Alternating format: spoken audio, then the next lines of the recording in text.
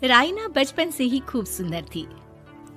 उसके लंबे लंबे घुघराले बाल से हमेशा उसका चेहरा ढका रहता। आरा भूत भी बनकर घूमती रहती है, चल तेरे बाल कटवा दूं। अच्छा, क्यों भला? स्कूल में तो सारा वक्त बांधकर घूमना पड़ता था। अब तो मैं कॉलेज जाऊंगी और बाल खोल कर घूमूंगी। हाँ। अरे ये बाल देख रही है, ऐसे लगता है जैसे मधुमक्खी का छत्ता। खैर, घने घने घुंघराले बालों से राइना सुंदर तो लगती, लेकिन उसे संभालना उसके लिए बड़ा काम था। माँ, अरे माँ, शैम्पू खत्म हो गया है। इस बार वो वाला लाना ना, जो घुंघराले बालों को और बाउंसी बनाता है। माँ ले आना, हाँ जरूर से। कल मेरा कॉलेज का पहला दिन है, मैं चाहती हूँ सब मुझे देखकर जले।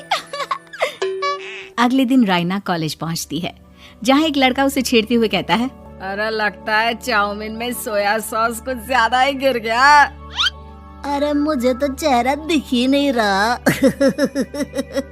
लड़कियां भी राइना का मजाक उड़ाती है। अरे यार, ये कंगना की कॉपी करके कौन आया है? लोकल कंगना और कौन? राइना को सभी पर गुस्सा आता है, लेकिन वो कुछ नहीं कहती। स्कूल में तो बाल बंधे ही रहते थे, लेकिन कॉलेज में राइना एक लड़की से कहती है, हाय, मेरा नाम राइना है, मुझे आर्ट्स डिपार्टमेंट में जाना है। कहाँ से है रास्ता? अपने बाल हटा कर देखो, सामने ही बोर्ड लगा है। राइना को कॉलेज में भी दोस्त बनाने में दिक्कत आ रही थी। वो रोते रोते घर आ जाती है। माँ, मैं क्या करूं? आज तो सारे दिन लोगों ने न जाने क्या क्या बोलकर मेरा मजाक ही बना कर रख दिया। माँ प्लीज कुछ करो ना मेरे बालों का। मैंने तो पहले ही कहा था कटा दे, पर तू। अरे कटाने से क्या होगा, उल्टा जो थोड़े बांध कर ये इन्हें समेट सकती है ना, वो भी नहीं कर पाएगी। तो क्या मेरी कोई दोस्त नहीं बनेगी कॉलेज में, या मैं हमेशा लोगों के मजाक का ही शिकार होती रहूंगी? राइना जोर जोर से रोने लगती है। तभी उसका छोटा भाई आ जाता है और राइना के बालों के बीच एक पेंसिल छुपा देता है। तभी उसका दोस्त भी पीछे से आ जाता है। अरे ढूंढो ढूंढो, कहाँ है पेंसिल? मैं नहीं बताऊंगा। दोस्त काफी कोशिश करता है, लेकिन उसे पेंसिल नहीं मिलती। वो वहाँ से चला जाता है। थैंक्स दी, आज आपके बालों ने तो मुझे बचा ही लिया। अच्छा, बहुत दिनों के बाद बालों को लेकर कुछ अच्छा सुनने को मिला। मुझे भी पहले लगता था कि मेरे बाल सबसे सुंदर है, लेकिन अब पता चला। अरे क्या पता चला, क्या हो गया? देख, किसी भी चीज के ना दो पहलू होते हैं। या तो तुम बालों से ही लोगों का मन जीतो, या फिर रोती रहो। अब ऐसे घने बाल तो तुम्हें भगवान ने दिए हैं। राइना को पिता की बात समझ में आ जाती है। वो सोच लेती है कि जिन बालों के कारण वो कॉलेज में एक भी दोस्त नहीं बना पा रही है, उन्हीं बालों से वो दोस्तों की लाइन लगवा देगी। अगले दिन कॉलेज में डेस्क में राइना बालों को आगे कर लेती है और लोगों को लगता है कि राइना का चेहरा पीछे है, लेकिन राइना घने घुंघराले बालों को हटाकर हंसने लगती है। देखा मेरे बालों का कमाल, इससे मेरा चेहरा भी नहीं दिखता और मैं चलती क्लास में सो भी सकती हूँ। सभी राइना को देखकर हंसने लगते हैं। क्लास में परीक्षा चल रही होती है, तो राइना अपने बालों में चीटिंग के पेपर छुपा छुपा कर आसपास के बच्चों की मदद भी कर देती है, जिसके बाद से तो राइना क्लास की हीरोइन बन जाती है। वाह राइना, तेरे बाल तो बहुत कमाल के हैं। मैं तो इन्हीं के कारण पास हो गई। और पता है, मैं तो अपने काम का सामान राइना के बालों के बीच में ही फंसा देती हूँ। जैसे जैसे काम होता है वैसे वैसे इस्तेमाल करती हूँ। अब तो क्लास में हर कोई राइना के साथ बैठने की जिद करता। राइना में इसे लेकर घमंड आ जाता है। उसे लगता है कि वही क्लास की सबसे डिमांडिंग लड़की है। फिर एक दिन, मैं इस कॉलेज में नई नई आई हूँ, क्या आप मेरी दोस्त बनेंगी? मैं? ओह सॉरी, मैं इस क्लास की सबसे डिमांडिंग लड़की हूँ।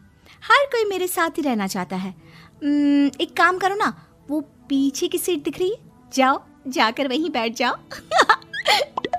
लड़की को राइना की बात बहुत बुरी लगती है, लेकिन वो करती भी तो क्या, जाकर चुपचाप पीछे की सीट पर बैठ जाती है। तो आज का लेसन सबने याद किया है ना बराबर से? जितनी भी चीटिंग करने वाली लड़कियां थी, वो राइना के पीछे जाकर बैठ जाती है और जोर से चिल्लाती है, जी मैम, सब कुछ याद है, कहीं से भी पूछ लो, हम तो मास्टर हैं मास्टर। क्यों? ये बोलकर वो रायना के कंधे पर हाथ रख देती हैं। रायना भी खुश होती है कि कॉलेज की सबसे स्मार्ट लड़कियों का ग्रुप उसका दोस्त है। पीछे बैठी वो लड़की देखती है कि कैसे मैडम के सवाल लड़कियां रायना के सर को देखकर दे रही है।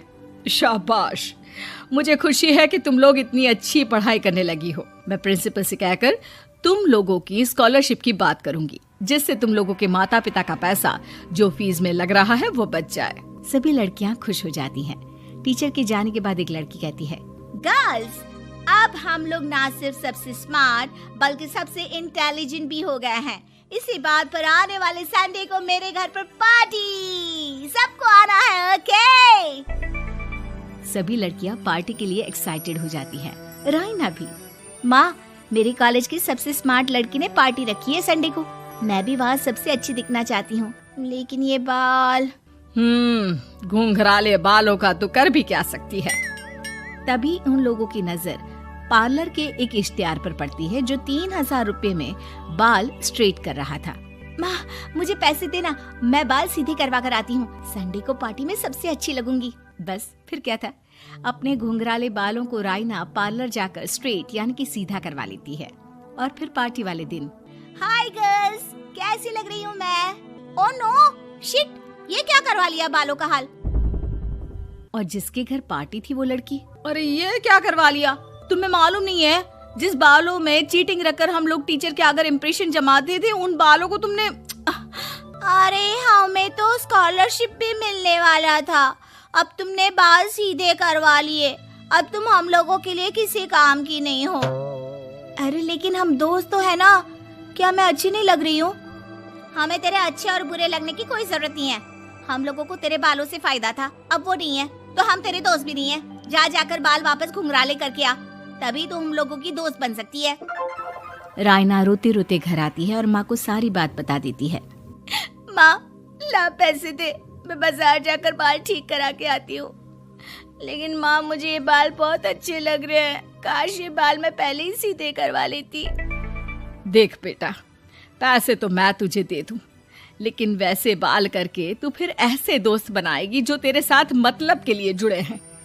लेकिन इन बालों में तू ऐसे दोस्त बनाएगी जो तेरे साथ जीवन भर का साथ निभाएंगे। रायना को माँ की बात समझ में आ जाती।